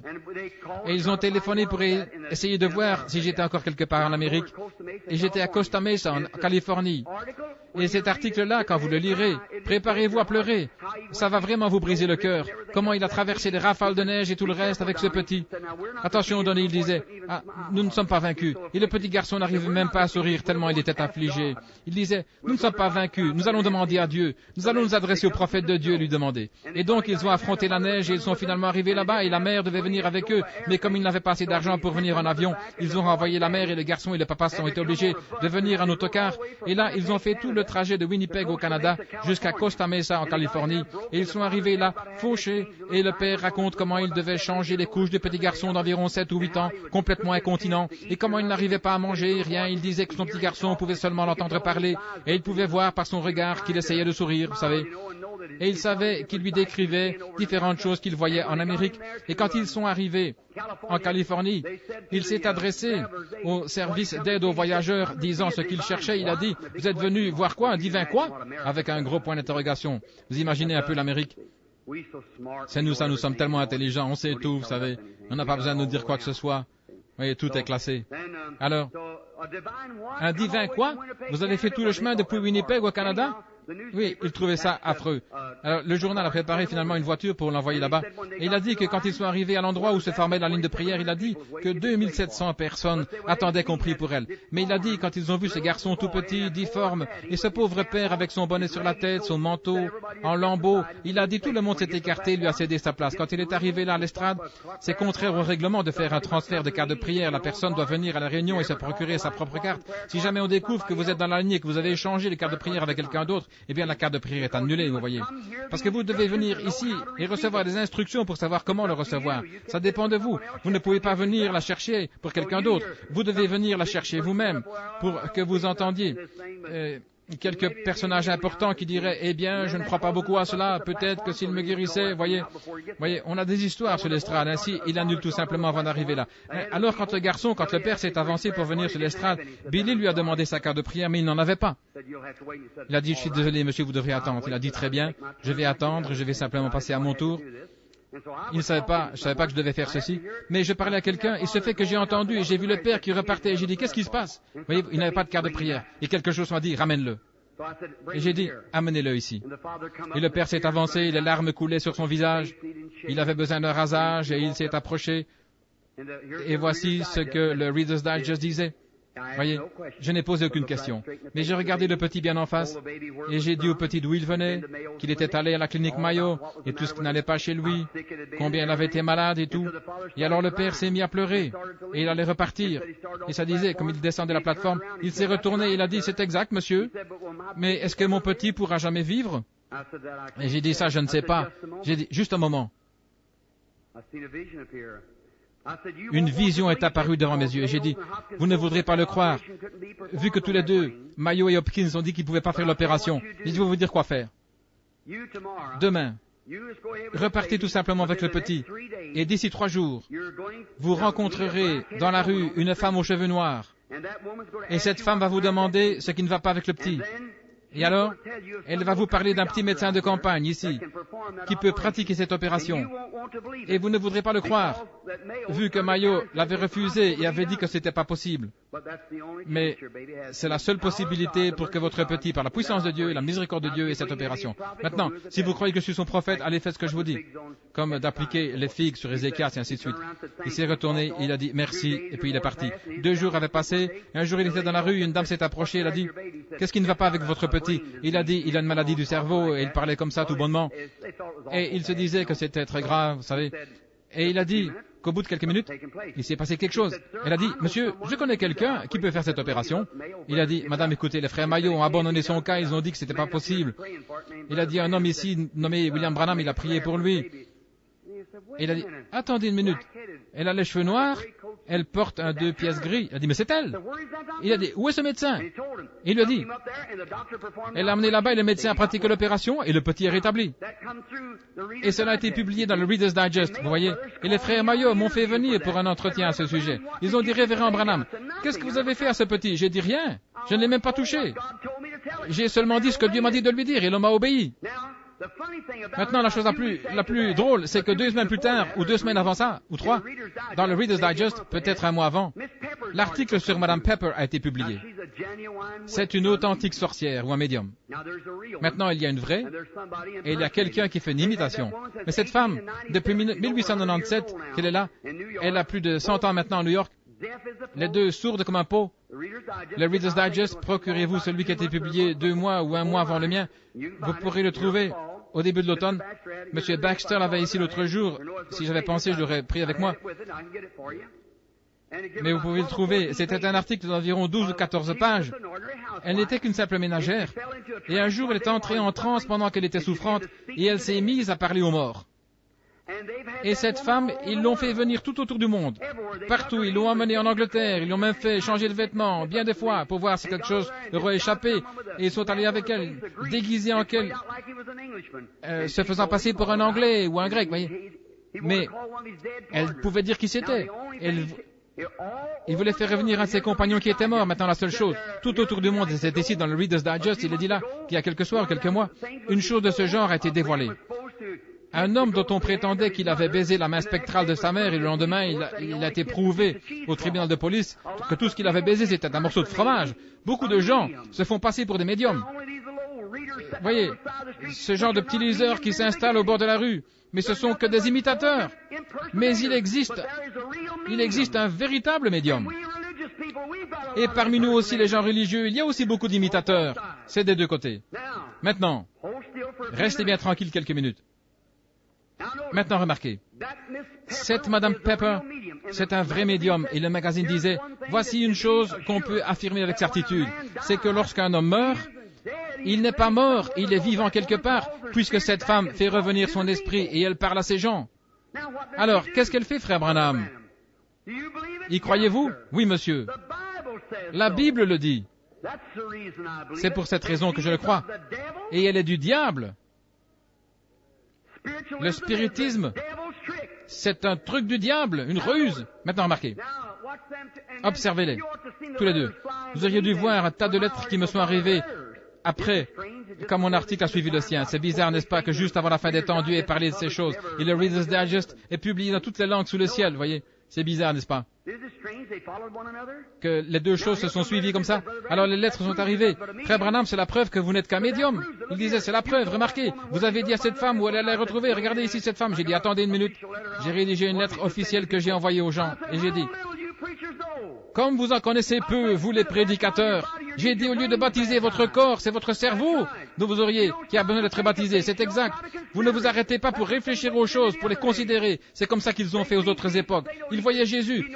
Ils savaient qu'il pouvait, qu'il connaissait les secrets des cœurs, ils savaient qu'il faisait. Et ils disaient, c'est le chef des démons, c'est Belzébul, le meilleur diseur de bonne aventure du monde. Ils ne se sont pas arrêtés pour essayer de comprendre, pour voir qu'il s'agissait du Fils de Dieu. Ils n'étaient pas assez spirituels pour le savoir. C'est ça, ils passent par-dessus la chose. Quand ils lisent, certainement Jésus devait entrer dans Jérusalem, monter sur un âne, mais ils regardaient la seconde venue, mais c'est la même chose aujourd'hui, ils passent par-dessus la vraie chose. Alléluia! C'est exact. Je sais que Dieu est ici cet après-midi, et je sais que je prends beaucoup de votre temps, mais vous devez voir ceci, mes amis. Si je ne vous revois pas, vous devez savoir ce que sont les démons, vous devez savoir ce qu'est la vérité et l'erreur, c'est si proche que vous devez séparer la chose. Maintenant, souvenez-vous, ce ne sera pas quelque chose de très loin de ce côté-ci, comme les pharisiens, ou quelque chose de très éloigné de ce côté-là. C'est juste ici, à la porte. C'est très proche. Observez bien. Prenons ces deux cas. Si je vous donnais ce dollar, maintenant, si je vous donnais un faux dollar, nous allons utiliser une parabole pour que vous puissiez le voir. La première chose que vous feriez si vous étiez un homme intelligent, si vous prenez un dollar et que vous le regardez, la première chose que vous allez faire, c'est examiner pour voir de quoi il est fait. Pas vrai? Vous allez voir de quoi il est fait. Vous allez en considérer la valeur. Un vrai dollar n'est pas fait de papier. Il est fait partie en papier et partie en soie, voyez. Et la première chose, vous devez considérer la valeur. C'est la première indication. Et maintenant, considérons-la, elle, de ce côté-ci, et considérons le Seigneur de ce côté, ce qui a à voir avec nous. Maintenant, regardez, la première chose que vous remarquez, regardez bien votre article. Dans ces 50 et quelques années de pratique de bonne aventure et à faire monter les esprits des morts, pas une seule fois elle n'a mentionné Dieu, Christ, la guérison divine, la délivrance, le jugement, ni rien. Tout ce qu'il y a, c'est de la rigolade et de la folie. Mais de ce côté-ci, c'est constamment Dieu, le jugement, la venue de Jésus, la guérison divine, la puissance de Dieu, la délivrance. Considérez-en la valeur. Vous ne voyez pas les diseurs de bonne aventure et les magiciens là-bas en train de prêcher l'Évangile? Qu'est-ce qui se passe avec les gens? Oh là là! Remarquez. Et la vraie chose à faire, si vous voulez voir si c'est un vrai dollar ou pas, si c'est à ce point ressemblant, relevez les numéros et envoyez-les à la monnaie. Et si les numéros qui correspondent, eh bien, il y a un dollar en argent qui l'attend. N'est-ce pas vrai? Eh bien alors, frère, considérez ce qu'elle a fait et examinez-le par rapport à la Bible et vous verrez que c'est une sorcière d'Andorre. Si vous considérez ce qu'il y a ici, que vous allez voir ce qu'il en est, à la monnaie, Jésus-Christ est le même, hier, aujourd'hui, éternellement. Dans le livre, la Bible ici, certainement à la même œuvre. Il n'est pas allé s'occuper des sottises et d'absurdités avec les gens. C'était pour faire du bien, pour aider quelqu'un, pour les conduire à Dieu. Amen. Je ne me dis pas Amen à moi-même, mais Amen veut dire qu'il en soit ainsi. Je le crois. Je sais que c'est la vérité. Maintenant, remarquez. Vous y voilà. Maintenant, rapidement, parce que je ne vais pas vous retenir plus longtemps. Écoutez, présentons un petit tableau ici, une image mentale. Ici, il y a un ruisseau qui coule, qui traverse tout le long de ce côté-ci, qui traverse la vie. Maintenant, regardez bien, c'est un canal. Accordez-moi toute votre attention maintenant pour ne pas le manquer. Tout le long comme ceci. Dans ce petit canal ici, que demeurent les êtres mortels, vous et moi. Maintenant, là-dedans, voyons ce que c'est. C'est rempli de folie et de tout le reste, mais de temps à autre, vous y verrez une lumière. Vous voyez des ténèbres et des rues, et ça c'est l'amusement et l'excitation, les démons qui s'emparent des gens. Oh, ils sont bien habillés, cultivés au possible, des érudits aux manières très raffinées, mais c'est quand même le diable. Mais il y a des gens qui sont nés de nouveau là-dedans. Or, ces gens-ci, dans ce canal, sont influencés des deux côtés différents. Maintenant, de ce côté-ci, en allant dans cette direction, il y a une trinité. Et de ce côté-là, en allant dans cette direction, il y a une trinité. Maintenant, premièrement, de ce côté-ci, il y a les âmes des injustes. Quand un homme meurt, il va dans un lieu où il attend d'être jugé. Jésus est allé prêcher aux âmes qui étaient en prison là-bas. Ensuite, ce sont les démons. Ensuite, c'est le diable et l'enfer. En montant, premièrement, ceux qui sont là, ce sont des esprits d'hommes qui sont morts sans s'être jamais repentis, ils attendent le jugement. Tout ce qu'ils connaissent, c'est la folie. Et ce qu'ils ont fait. Maintenant, ici, vers le haut, ces chrétiens reçoivent l'influence d'en haut. Ceci, c'est une parabole. Ici en haut, il y a un autre esprit, le Saint-Esprit. L'esprit d'un homme, Jésus-Christ. Le Saint-Esprit. Le Saint-Esprit influence son Église dans cette dimension des mortels. Le diable, par ses esprits, influence les hommes. Maintenant, regardez. Ensuite, il y a les anges. Ensuite, il y a Dieu. Maintenant, chaque être mortel ici est influencé par l'un de ces mondes. Vous voyez ce que je veux dire? Maintenant, ce que cette femme a fait, elle a pénétré dans cette dimension-là.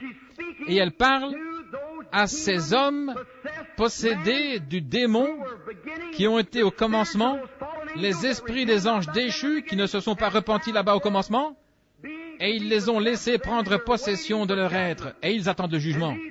Et ceux-ci ici, ils sont influencés, nés de nouveau de l'Esprit de Dieu. Et le diable a ses prophètes, et Dieu a les siens. Voyez-vous ce que je veux dire? C'est l'influence.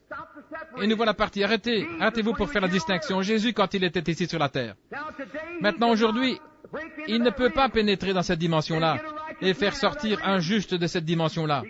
Il ne pourrait pas le faire, parce que les justes ne sont plus là, où ils étaient autrefois au paradis. Non, monsieur. Le paradis a été vidé quand le sang de Jésus l'a supprimé. Écoutez, voilà là, si je pouvais y penser.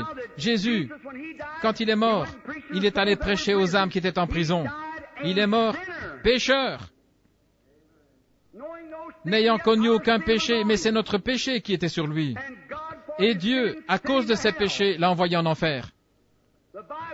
La Bible dit qu'il est allé prêcher aux âmes. Les gens disent, Frère Branham, je ne comprends pas ça. Ils disent, Jésus est ressuscité le 3e jour, il est mort le vendredi après-midi, il est ressuscité le dimanche matin, il n'est resté mort qu'un jour. Il a dit, mais dans ce délai, car il n'avait qu'une seule écriture dans la Bible sur laquelle il pouvait s'appuyer. En effet, David, un homme qui a rétrogradé plus tard, mais il était sauvé. Mais un prophète, sous l'inspiration de Dieu, il avait dit, je n'abandonnerai pas son âme en enfer, et je ne permettrai pas que mon sein voie la corruption. Et il savait qu'au bout de 3 jours et 3 nuits, la corruption s'installerait dans ce corps. Et Dieu avait bien dit au prophète, il ne verra pas la corruption. Alléluia! Il s'est revêtu de la parole de Dieu. Il a vaincu Satan chaque fois par elle. Il a vaincu la mort par la parole de Dieu. Alléluia! Il a vaincu la mort. Et quand ils l'ont tué, et qu'il est mort un pécheur avec mes péchés et vos péchés sur lui, il est descendu, je peux le voir frapper à la porte là-bas.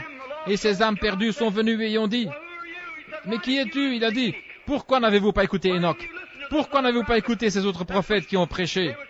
Ils ont été condamnés. Je suis le Fils de Dieu qui une fois était vivant. Mon sang a été versé. Je viens vous dire que j'ai accompli ce que les prophètes avaient annoncé à mon sujet. Il a fait sa descente plus loin que les démons directement au séjour de l'enfer. Il a ôté au diable les clés de la mort et du séjour des morts. Il les a accrochés à son côté, il est remonté. Alléluia. Alors tôt le matin, alléluia, voyons ce tableau. Tôt le matin, il y a un autre groupe qui se trouve ici dans le paradis. Ils ne sont pas là maintenant. Maintenant, mes amis, qui êtes de grands catholiques qui croient à l'intercession des saints, si vous parlez à un saint dans votre église, cet homme est un pécheur, il est en enfer, où il attend là d'être jugé. Et si c'était un saint, il est dans la gloire de Dieu, il ne peut pas revenir. C'est exact, je peux le prouver. Le sang des taureaux ne pouvait pas ôter le péché, mais le sang de Jésus a fait le divorce des péchés. Je peux voir Jésus monter là, au paradis. Il y avait le vieil Abraham, Isaac, Jacob et les autres là-bas, Samuel et tous les autres. Je peux l'entendre frapper à la porte. Amen. Oh, j'aime ça. Je me sens bien, je me sens assez religieux en ce moment. Je peux le voir là-bas. Je peux l'entendre. Qui est là? Qui est là? Il dit, c'est Abraham qui parle. Qui est-ce? Je suis la semence d'Abraham. Amen. Je peux voir Abraham venir à la porte, ouvrir la porte, et il dit, je suis la semence d'Abraham. Daniel a dit, regardez là, voilà la pierre que j'ai vue se détacher de la montagne. Je peux entendre Ézéchiel dire, le voici, je l'ai vu, comme de la poussière sous ses pieds, les nuages qui se déplaçaient quand les béliers tapaient des mains, les feuilles, et que tous poussaient des cris. Oh, je peux voir les différentes personnes qui étaient là, dans le paradis, à l'attendre. Je peux l'entendre dire, venez, le jour se lève, là-bas à Jérusalem, nous devons sortir d'ici. Nous allons monter, parce que vous êtes fiés au sang des taureaux et des boucs, en attendant le moment de mon sang, mais mon sang a été versé là-bas au calvaire. Je suis le Fils de Dieu incarné. Toutes les dettes du péché ont été payées. Nous allons sortir d'ici. Alléluia. Gloire à Dieu. Je peux voir Abraham saisir Sarah par le bras, et les voilà qui sortent. Dans Matthieu 27, quand il est sorti, je peux les entendre faire un petit arrêt aux environs de Jérusalem là-bas. Et tout à coup, je peux voir Caïphe et les autres qui étaient dans la rue. Ils disaient, il me raconte que ce gars-là est ressuscité. Dis donc, qui est ce gars qui passe là? Ce jeune homme, cette jeune fille. Il n'était plus vieux. C'était Abraham et Sarah. Et ils ont disparu, ils ont regardé, quelqu'un nous observe. Ils pouvaient disparaître, tout comme lui avait traversé le mur, le même genre de corps. Alléluia. Exact. Voilà tous les prophètes et les autres en train de se promener, jetant des regards dans la ville. Et Jésus a ouvert le chemin pour monter là au-dessus des étoiles de la lune des nuages. Et il a emmené captifs les captifs. Il a donné des dons aux hommes. Jésus est assis aujourd'hui à la droite du Père. Il est monté là où il s'est assis jusqu'à ce que tous ses ennemis soient devenus son marchepied. Et aujourd'hui, mon cher ami chrétien, les démons sont à l'œuvre de tous côtés. Et l'Esprit de Dieu se porte en avant de l'autre côté pour les neutraliser à chaque fois. Alléluia! Vous y voilà. Les journaux et les digests et tout le reste le déclarent. Ils observent ces choses. Ils ne peuvent pas voir ce que c'est. Qu'est-ce que c'est? C'est la préfiguration de la grande épreuve de force qui aura lieu très prochainement entre Dieu et le diable. Rangez-vous du côté de Dieu et soyez droit dans votre cœur. Amen. Ici, il n'y a pas longtemps, j'étais à Toledo, dans l'Ohio. Je faisais une réunion. Je vais conclure. Vous voyez ce que je veux dire au sujet des démons? Ils sont à l'œuvre. Ils sont très religieux. Tout ce qu'il y a de plus religieux. Oh, ils vont à l'église tous les dimanches. Ils récitent le credo des apôtres, ils chantent la doxologie, oh là là, ils sont religieux au possible. Frère Branham, vous parlez sérieusement? C'est la vérité? C'est cette sorte d'esprit qui a suspendu Jésus-Christ à la croix. Et Jésus a dit, vous avez pour père le diable. Certains ont dit, oh, la Russie, c'est l'Antichrist. Jamais. La Russie n'est pas l'Antichrist. L'Antichrist sera tellement religieux qu'il séduirait même les élus si c'était possible. Souvenez-vous, Dieu retire son homme, mais jamais son esprit. Le diable retire son homme, mais jamais son esprit. Maintenant, les voilà. Faites comme vous voulez. Je suis seulement responsable de dire la vérité. Des démons à l'œuvre. Hier, j'ai traité des démons dans le domaine physique. Aujourd'hui, je vous parle du domaine spirituel, où ils se trouvent dans le domaine religieux, où ils se trouvent là-bas. Ce qu'on appelle le cancer, ce qu'on appelle ceci, cela. Je vais vous prouver par la Bible que ce sont des démons. Maintenant, de ce côté-ci, aujourd'hui, les revoilà dans le domaine religieux. Ils sont très religieux, très pieux. Si vous vous mettiez seulement à réfléchir, frère Caïn, celui qui a été à l'origine même de tout cela, était un homme très religieux. Ésaü était un homme très religieux. Judas était un homme très religieux. C'est la religion. Ce n'est pas le monde extérieur. C'est juste là, dans nos rangs. Regardez bien ça, la démonologie. Peut-être qu'un peu plus tard, je pourrai en parler davantage. Il commence à se faire tard. Ne condamnez personne. Aimez tout le monde. Si vous ne pouvez pas aimer du fond de votre cœur, alors Christ n'est pas avec vous. À Toledo, Ohio, je suis entré dans un petit restaurant, j'avais mangé dans un restaurant Dunkard, un petit établissement charmant. Cet après-midi-là, ils avaient fermé leurs portes pour aller à l'école du dimanche. Et alors, j'ai dû aller de l'autre côté de la rue, une espèce de petit établissement mondain. Je suis entré là, et je sais que jouer à des jeux d'argent, c'est illégal dans l'Ohio, et voici, il y avait là un policier. Il avait son bras autour d'une jeune fille, sa main qui retombait sur sa poitrine, en train de jouer une machine à sous. La justice de nos États et de notre pays. Il n'y en a plus. C'est déplorable. Je mets ma confiance sur Christ, le rocher solide. C'est là que je me tiens, tout autre sol et du sable mouvant. Il ne reste plus rien d'autre, c'est exact. J'ai regardé au fond, il y avait une belle jeune fille, peut-être 18-19 ans. Et ce qu'ils faisaient, ces garçons là-bas autour de la table, c'était horrible. Je me suis assis là, et alors ça m'a surpris. La dame qui était venue m'a dit, voulez-vous vous asseoir? J'ai dit, merci, je voulais un petit déjeuner. Et assis, là, il y avait une dame âgée, aussi âgée que ma mère, 55-58 ans. Elle portait une paire de ces petits vêtements indécents. Ils disent que ça donne de la fraîcheur. La science dit, vous êtes fous. Certainement pas. Tout ce que vous voulez, c'est montrer votre nudité. C'est honteux, la disgrâce. Une dame ne mettrait pas ça. Une femme, oui, mais pas une dame. Et donc, elle était assise là. Sa pauvre chair était flasque. Elle portait cette espèce de manucure orchidée, comme appelez-vous ça, sur les lèvres. Et les cheveux coupés très courts comme un homme, tout frisotté, alors que la Bible dit que c'est une disgrâce.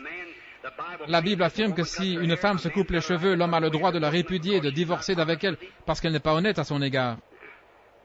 Nous devrions prêcher la Bible ici un de ces jours.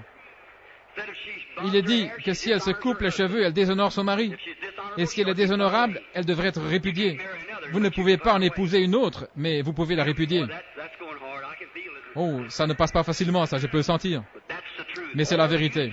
Oh, autrefois, on trouvait ça dans nos sphères du Saint-Esprit, mais on a laissé tomber les barrières.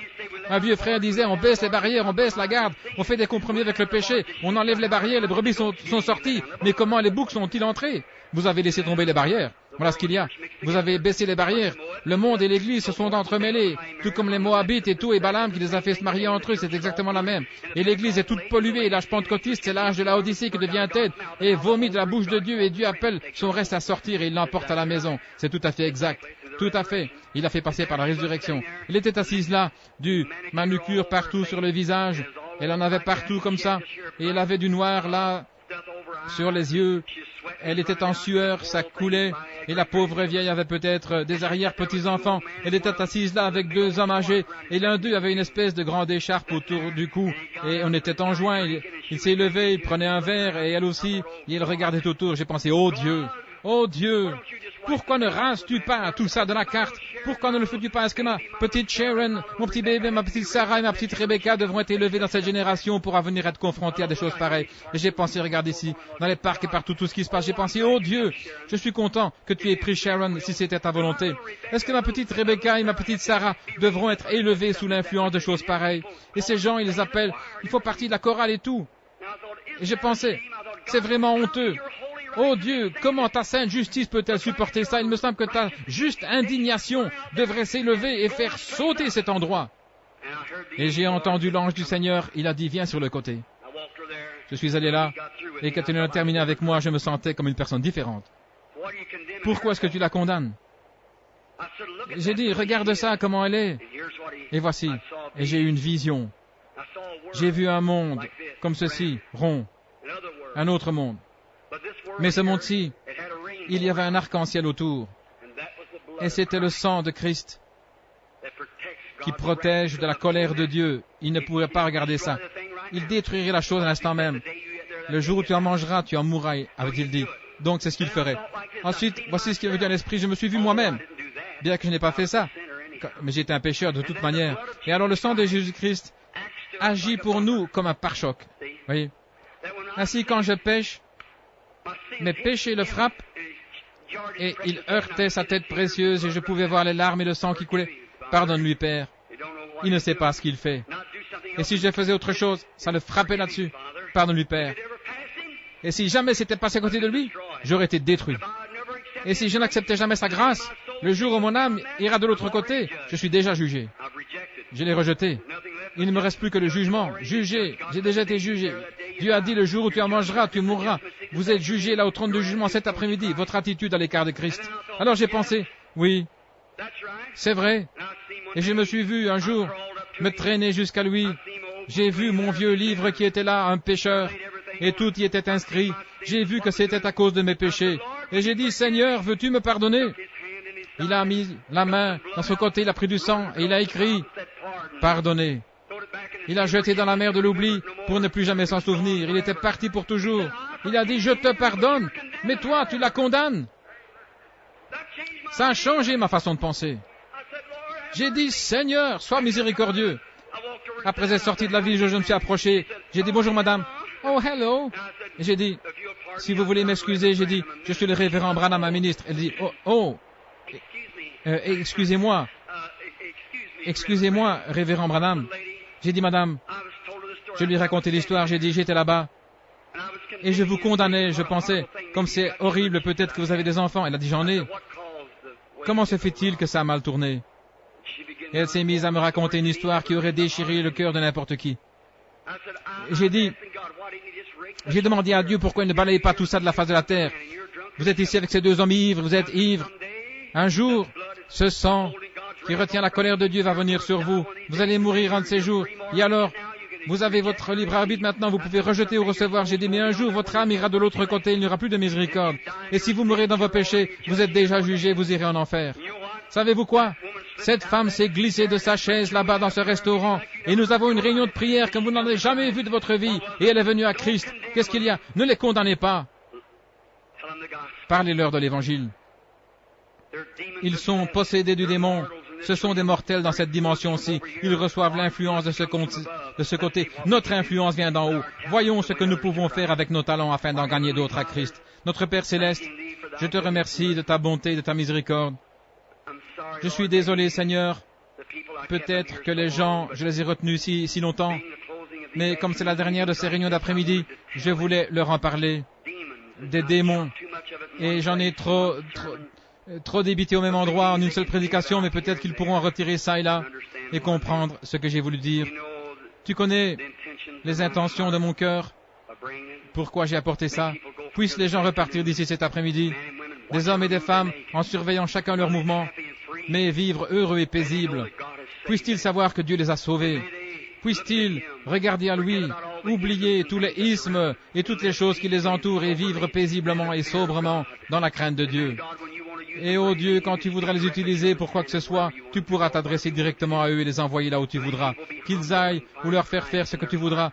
Puissent les gens être humbles et trouver Christ dans leur cœur. Pardonne-nous, Seigneur, nos manquements à chacun de nous. Et nous savons que Satan rôde comme un lion rugissant partout, dévorant qui il veut, sous des voiles religieux. Ô Dieu,